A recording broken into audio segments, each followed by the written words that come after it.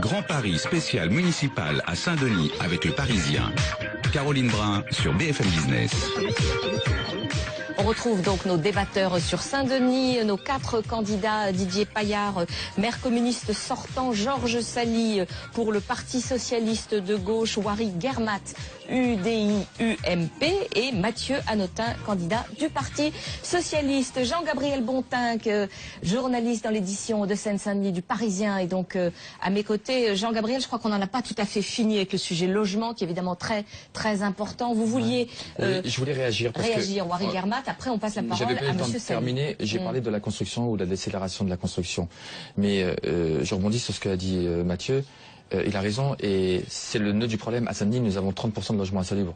Au lieu de construire, occupons-nous d'abord par rénover. Donc oui, c'est la logique. Sauf que vous dites que le logement insalubre, c'est du logement privé. Hein. Oui.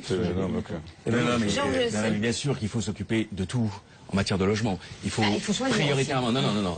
Il y a quand même, faut le reconnaître, un plan qui est en cours de rénovation, de résorption de l'habitat insalubre sur le centre-ville de Saint-Denis, un plan pluriannuel, cofinancé par l'État effectivement, mais marginalement financé par l'État, pour être juste, parce qu'il faut dire les choses vraies. Donc c'est en cours.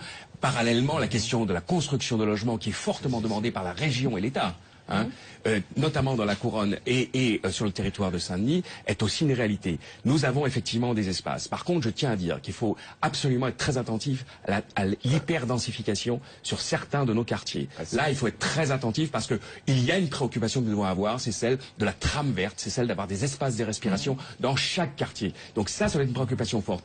Mais là où il y a des espaces importants, et à Saint-Denis il y en a, on peut contribuer à de la construction nouvelle. L'élément important, ça a été évoqué d'une certaine façon par mes collègues, l'un des éléments importants, c'est la qualité de vie dans les quartiers. Quand M. Hanotin dit les gens ne restent pas, pour partie c'est largement vrai, et parce que la vie de quartier n'existe pas, parce qu'il y a des insuffisances d'équipements d'accompagnement, et donc c'est vrai que construire veut dire de la population nouvelle, des équipements autour, public et privé. Quand on est face à sur ce thème-là, mais juste un mot. C'est d'essayer d'avoir une réflexion globale et d'avoir une perspective urbaine. C'est pas que Saint-Denis est une ville peu dense, c'est la ville la moins dense de la première des villes qui touchent Paris, la première couronne. 8000 habitants au kilomètre carré. Et c'est pas vrai dans tous les quartiers, Georges Sali a raison. On est dans une dimension, on a certains quartiers qui sont relativement denses, qui peuvent être comparés à d'autres villes, et d'autres qui vont où il y aura d'ailleurs pas du tout d'habitation, et où c'est des vraies zones à construire. Mais c'est des opportunités qu'il faut pas rater, parce qu'il faut pas non plus refaire les erreurs qu'on a fait durant ces 10-15 dernières années, où quand on regarde la plaine Saint-Denis aujourd'hui, autant l'acte 1 a été réussi avec l'arrivée du Stade de France, la couverture de l'autoroute, et moi je tire mon chapeau justement à Patrick Braouzek, Didier Paillard qui était déjà là à l'époque. Non mais je dis, j'ai pas de souci avec ça. Moi je jette pas le bébé avec l'eau du bain. Je jette pas le bébé avec l'eau du bain. L'arrivée du Stade de France, ça a été une chance pour Saint-Denis. Mais autant on a réussi l'acte 1 de la Seine-Saint-Denis, autant je pense qu'on a raté l'acte 2 de la plaine Saint-Denis. On n'a pas eu de réflexion globale sur comment est-ce que la vie pouvait s'organiser, comment la vie pouvait prendre.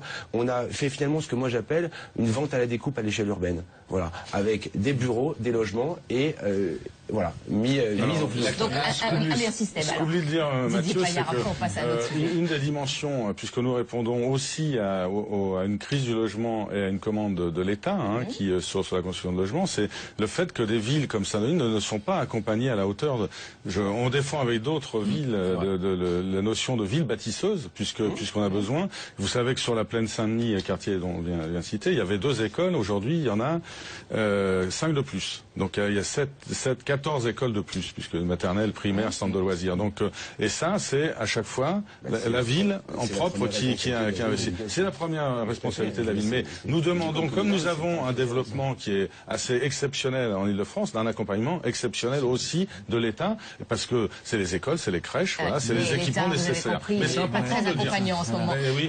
Merci de le dire. Jean-Gabriel Bontinck, alors puisqu'on est dans le mieux vivre, il y a quand même une composante importante. Le transport, c'est essentiel. La ligne 13 surchargée, le RERB, beaucoup de ratés sur cette ligne. Est-ce que là aussi c'est la faute de l'État ou est-ce que vous pouvez faire quelque chose en tant que maire? Bien sûr, c'est toujours la faute du maire. Non, mais la question des transports est importante. D'abord, on s'aperçoit que les temps de transport domicile-travail augmentent, alors que ça devrait être le contraire. Et puis c'est beaucoup de pollution, beaucoup de fatigue pour les salariés. En venant ici, j'ai pris la ligne 12 qui vient d'arriver à Saint-Denis, donc qui est aussi une démarche du STIF, du syndicat des transports d'Île-de-France, de nos villes, de l'agglomération, pour effectivement voir des transports. Ça a mis plus de 50 ans à passer le périph', la ligne 12, à Déport de la Chapelle. Voilà. Donc maintenant, on peut partir de Saint-Denis et venir vous voir plus souvent. On viendra d'ailleurs plus souvent vous voir. Mais c'est la ligne 12, c'est le premier tramway. Le premier tramway, le T1, c'est l'Île-de-France, c'est à Bobigny-Saint-Denis qui s'est fait, grâce au département. Et à l'époque, c'était pas le STIF, mais voilà. Et maintenant, il est prolongé dans les Hauts-de-Seine. Il y a le T5 qui a été inauguré cette année, qui fait de Saint-Denis à Sarcelles. Et il y a le T8. Est déjà surchargé et donc il demande un autre cadencement, etc. Mais l'infrastructure est là et le T8 qui est des travaux qui empoisonnent tout le monde et on travaille sur la deuxième version de la deuxième tronçon du T8 qui desservira le sud de la plaine. Je note des avancées que l'on partage avec des différents échelons. Et deuxièmement, je dis il faut dédoublement de la 13. Je dis il faut dédoublement de la 13, mais voilà, donc on a des exigences. Oui, juste. Tout ça est très vrai. Et je crois que là aussi, comme l'utilisation de Mathieu Hanotin, ça peut faire consensus. Sur un territoire comme celui-là, nous avons besoin que les infrastructures lourdes, que ce soit le métro, que ce soit le RER, que ce soit le tramway, etc., soient renforcées en cadence, en efficacité. Bien sûr, la ligne 13, j'en parle même pas. Donc tout ça, oui, je crois qu'on est tous d'accord.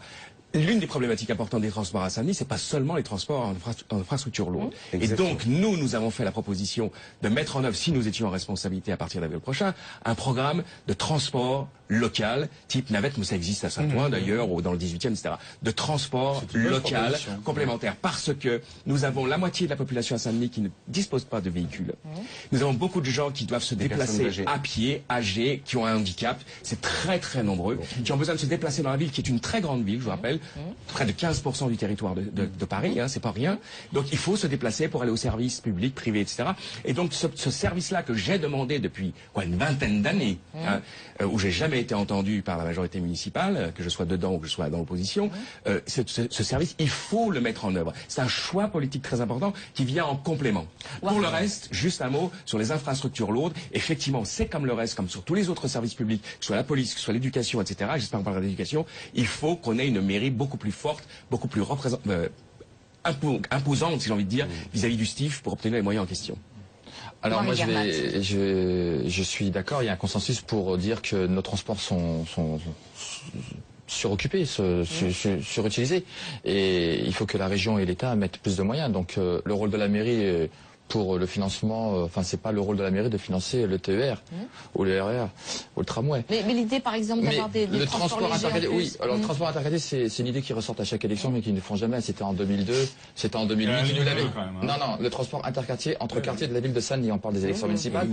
En 2002 et en 2008, c'était dans votre programme municipal. La ligne 2, c'est la ligne qui pour les personnes âgées. Voilà. Donc ça, c'est une proposition qu'on reprendra évidemment nous à droite, mais c'est une proposition que la mairie de gauche n'a jamais fait.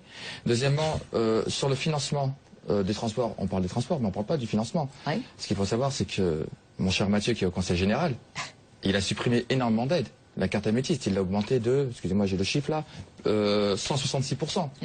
Donc c'est des aides qui bénéficient aux jeunes, aux personnes... Je ne sais pas d'où sortent les chiffres. C'est la carte améthyste. Bien, c'est pas grave, excusez-moi. Alors, donc les transports sont plus chers. Mathieu Hanotin, vous assumez ? Non mais moi là ce que je veux revenir tout d'abord c'est sur le sujet crucial et déterminant qui a été évoqué de est-ce que les transports sont suffisants aujourd'hui à Saint-Denis? Non, ils ne sont pas suffisants. Est-ce qu'on est déjà une ville accessible? Oui, mais on voit bien qu'on arrive à saturation.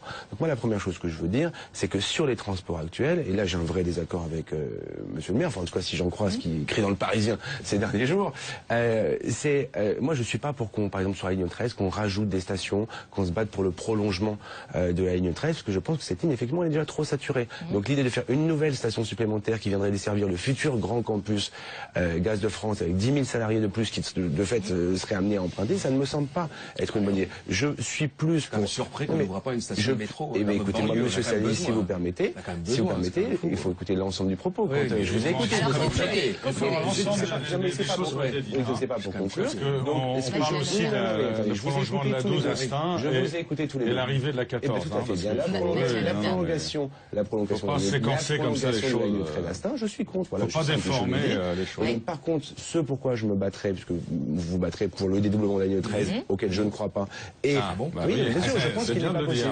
Mais par contre, moi je me battrai pour la prolongation, effectivement, de la ligne 4, qui avait été étudiée par Pleyel, une nouvelle station à la mal tournée jusqu'à la gare de Saint-Denis pour rééquilibrer Saint-Denis sur ces deux pôles, pour qu'elle puisse marcher, qu'on ait une desserte beaucoup plus cohérente. Là, deuxièmement, votre voisin est d'accord. Mais deuxièmement, ce que je veux dire, c'est qu'il faut aussi, qu'on essaye d'être un petit peu innovant. Et quand on regarde ce qui se passe dans les autres pays, dans les autres villes, aujourd'hui, on est en train de développer de nouveaux modes de transport. Moi, je pense à comment est-ce qu'on dessert le sud de la plaine Saint-Denis, pas autour du Front Populaire, mais non, mais ça sera fait, tout le monde est d'accord là-dessus, il y a consensus. Et d'ailleurs, j'ai participé avec le Barcelone. Comment alors ? Eh bien, écoutez, je pense que demain, il faut développer de la porte de la Chapelle jusqu'à la porte de Paris, à la fois pour développer l'attractivité touristique, mais aussi une desserte locale de cette partie-là qui est amenée à se développer justement dans le débat qu'on avait avant sur le logement, de créer un téléphérique urbain qui est beaucoup moins cher, beaucoup plus rapide à construire et qui a les mêmes capacités qu'un tramway. Et ça, on peut le déployer de la porte de la Chapelle jusqu'à la porte de la Paris très rapidement. En moins de 3 ans, c'est efficace. Alors, le journaliste de l'édition de Seine-Saint-Denis,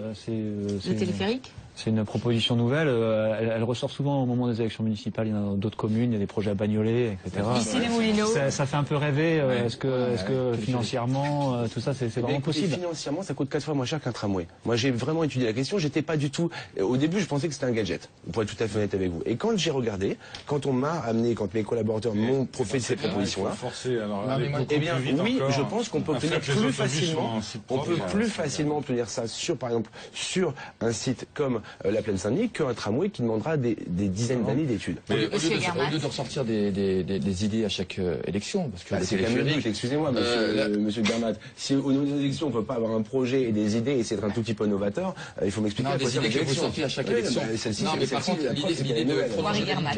l'idée de prolonger la ligne 4, c'est une très bonne idée, parce que c'est une ligne qui n'est pas saturée, c'est une ligne qui va du sud au nord de Paris, qui s'arrête à Porte de Clignancourt. C'est la seule qui ne dépasse pas. Qui ne dépasse pas le périphérique. Donc on peut aller jusqu'à la Plaine, Pleyel, continuer à Pleyel et la Porte de Paris, au moins soulager la ligne 13, parce que la ligne 13, 118% de taux d'occupation. On n'a jamais vu ça. C'est la ligne la plus suroccupée. C'est pas des compétences communales. Moi, je veux dire, mais on a quand même des élus qui sont en responsabilité. Je pense à monsieur Anotin, le maire, mais ils sont en responsabilité. J'aime bien qu'il lance des idées, mais quand on est en responsabilité, il suffit pas de lancer des idées, c'est quand on est en charge, on commence les choses. Le dire, c'est bien. Le faire, c'est mieux. Non, mais l'immédiateté de la desserte du Sud, mettons les bus déjà en si propre sur l'avenue Wilson et on va déjà gagner avec vraiment beaucoup de temps. Mais après, je pense qu'il faut le STIF, l'État, la région parle beaucoup de Pleyel aujourd'hui sur l'arrivée, le prolongement de la 14, donc qui n'est pas forcément acquis dans le prolongement. Et voilà, sur Pleyel. On va parler du Grand Paris Express. Donc la desserte, elle est là, elle est à notre porte.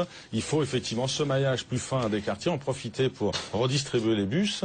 Et moi, je pense qu'il faut, là, on peut aller très vite sur les autobus en site propre, sur la plaine. On en a besoin. Mais si elle confie sur les minibus dans la ville, tant mieux. Je veux dire, ça se fera d'autant plus vite. La question à la limite qu'on a envie de poser, c'est pourquoi ça peut, comme l'a dit Georges Chapelain, c'est pourquoi ça n'a pas été fait. Alors, on ne va pas y répondre à cette question parce que ça nous emmènerait encore longtemps. On marque une pause et on vous retrouve dans quelques instants.